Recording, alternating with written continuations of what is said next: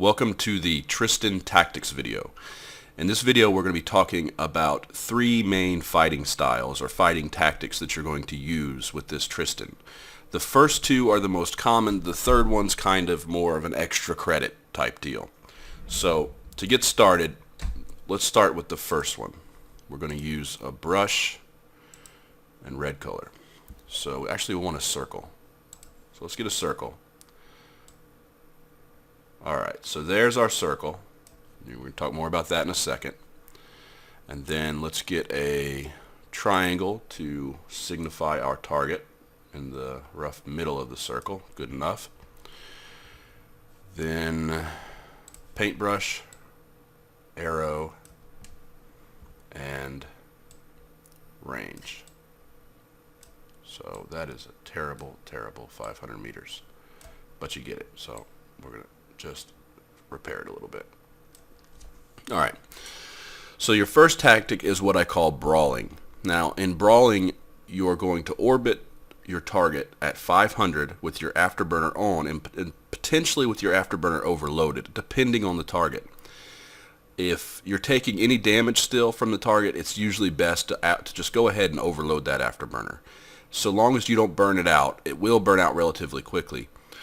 You want to go ahead and overload the afterburner. Now you can see in the picture here, over here, I've got the web overloaded.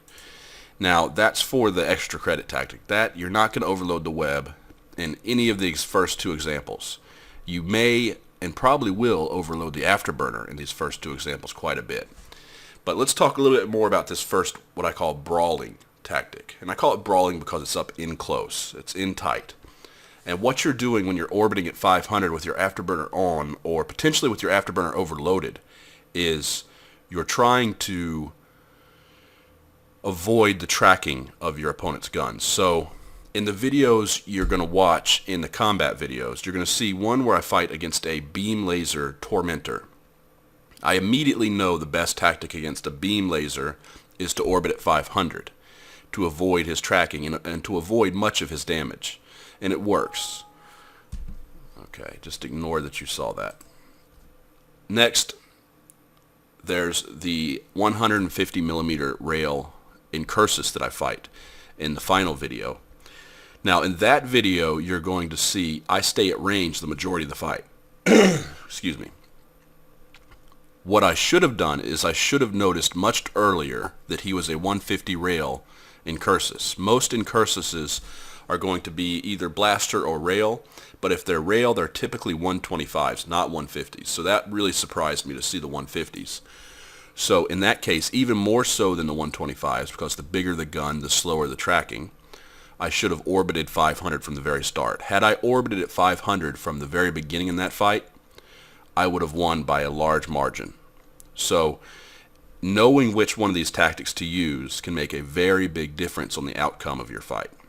So now that we've got that, let's erase all these. And let's start over. So now we need a bigger circle. Alright, and now we're going to talk about two different tactics you can do for the scram kiting tactic, the kite tactic.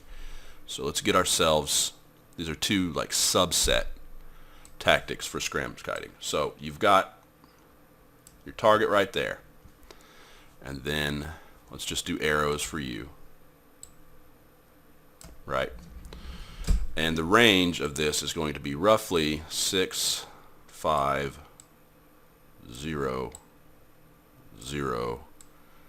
meters. 6,500 meters.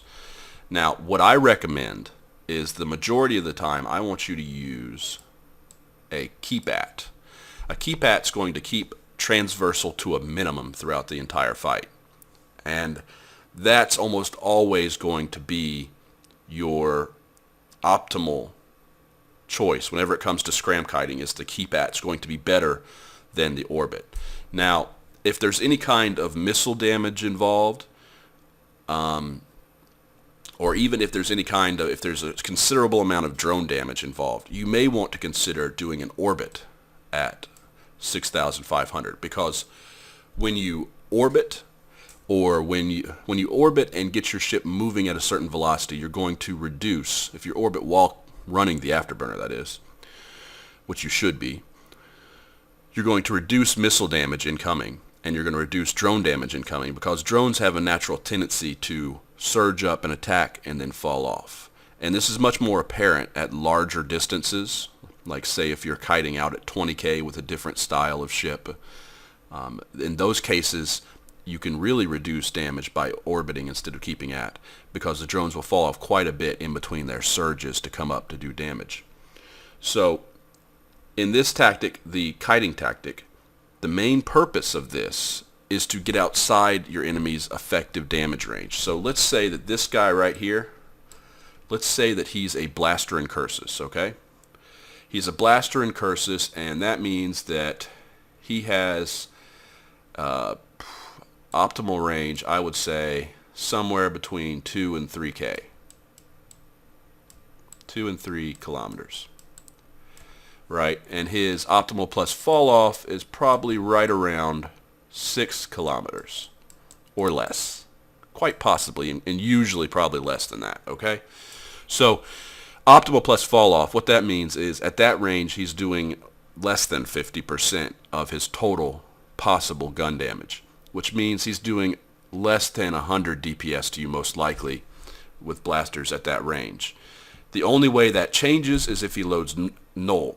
And he can switch to null, but it's going to cost him 10 seconds. And the majority of the time, they're not going to do that. So say that's an Atron, same thing.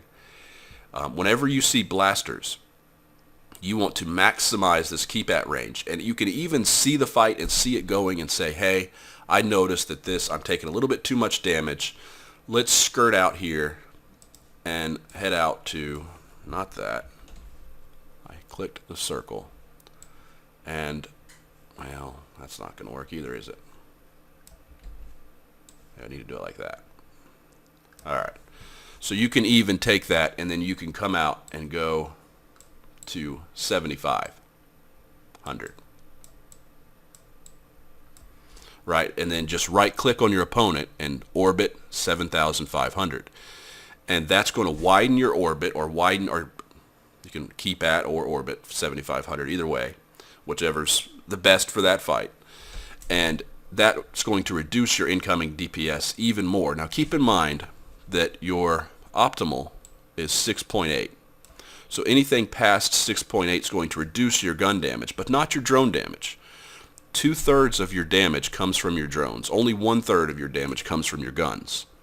So reducing your gun damage marginally by going out to 7,500 isn't really going to hurt you as much as it's going to hurt the other guy who is really dependent on being close. So keep that in mind. The final tactic we're going to talk about is the extra credit tactic. This is kind of where you get a little bit more advanced. So in several of the ships, like for example against the which one was it? I forget which one it was. Either the Hookbill or the Kestrel, but there was a rocket ship that I was looking at in the cheat sheet. And basically any ship that's going to come at you primarily with rockets. Rockets tend not to be able to do much past 10 kilometers. So we're calling this the skirmish tactic, right? So let's do this with a little bit more readability. Skirmish. All right. So this is a skirmish tactic, and for this one, you're going to be out at about 10 kilometers, and you're going to be skirting around 10 to 12. What I would do is I would set my orbit to 10K, and then I would try to stay at that 10K for as long as possible, and that way what this guy's going to be doing is he's going to be firing his missiles, but what you see with rockets and missiles is the range, and the range is a strictly mathematical range. It's flight duration, or the flight's however long the missile stays in flight, as well as times the speed of the missiles. So if a missile goes 1,000 meters a second and goes for 10 seconds, it's going to go 10 kilometers, right? Or 10,000 meters. So that's the basic way it works. But what it doesn't take into account is that if a ship's orbiting, the missile has to fire. And instead of going straight out like that, 10K, And let me move this so it looks proper. No. Alright, so let's put it right there. Okay, so instead of going straight out, straight 10K in a straight range, like say if you were using keypad or something, what actually happens, oh, that wasn't very effective. Let's do this. What actually happens is the missile comes out and then has to chase the target before it impacts over here. Now, because there's an arc here, the actual damage it's traveled is still only about 10K, but in reality, the real amount of distance that it's traveled, because there's an arc, is more like, I don't know, 12K, maybe 13 kilometers. So what's going to happen is the missile is just going to self-destruct right about there, and it's never going to hit you. So that's why in this extra credit technique of skirmishing, you can orbit at 10 kilometers on a rocket ship. And in those cases, you usually want the fight to start a little bit further and then slowly tighten it. So move off the beacon a little bit so that when the rocket ship comes in, he's already at 10 to 15 kilometers. And then you can more easily maintain that range. Now, he's not going to be pointed. You're not going to have him pointed. Don't try to have him pointed. Wait until you have him in trouble before you go into point. Once you see that his ship is starting to struggle, that's when you go in and get the point and start taking damage. So you basically avoid 90% of his damage for the first half of the fight. And then once he's already committed and he's already hurting and he's already pretty much lost the fight, that's when you're going to shift to a tighter orbit and come in at about 6,500, right?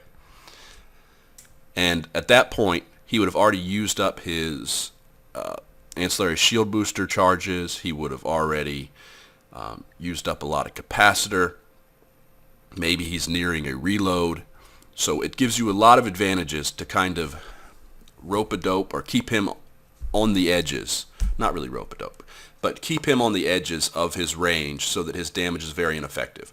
And those are the three main tactics for fighting, the main fighting styles you're going to use. There are more, but these are the three that are going to be the most useful for you. And now you can watch the combat videos, and you can see me use the first two tactics. And should I get a good video with me using the third, I will add that later on.